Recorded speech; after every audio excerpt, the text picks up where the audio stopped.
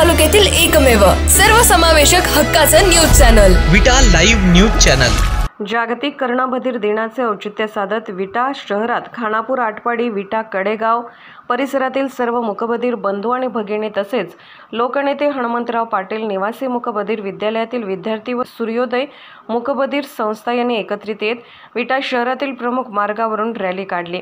या रॅलीचे उद्घाटन राष्ट्रवादीचे जिल्हाध्यक्ष ॲडव्होकेट वैभव पाटील यांच्या हस्ते झाले। त्यानंतर शहरातील मुख्य रस्त्यावरून रॅली काढून आम्ही मूकबधीर जरी असलो तरी आम्ही एकत्रित येऊन हा जागतिक कर्णबधीर दिन साजरा करतोय अशा भावना मूकबधीर बांधवांनी व्यक्त केल्या। यावेळी ॲडव्होकेट वैभव पाटील यांनी परिसरातील सर्व मूकबधीर बंधू भगिनींना येणाऱ्या काळात जागा उपलब्ध करून त्यांच्या संघटनेला हॉलची उपलब्धता करून देण्यासाठी प्रयत्न करणार आहे। परमेश्वराने यांना अपंगत्व दिले आहे, परंतु माणूस म्हणून त्यांना त्यांच्या जीवनात स्वतःच्या पायावर उभे राहता यावे, तसेच त्यांचे कुटुंबही चांगल्या पद्धतीने चालावे यासाठी सदैव प्रयत्नशील आहे। लोकनेते हनुमंतराव पाटील चॅरिटेबल ट्रस्टमध्ये मी परिसरातील 3 मूकबधीर युवकांना त्यांच्या कौशल्याप्रमाणे नोकरी देऊन त्यांना मदतीचा हात देत आहे, परंतु यापुढेही मी अधिक मूकबधीर युवकांना रोजगार निर्मिती व्हावी यासाठी प्रयत्न करणार असल्याचे सांगितले।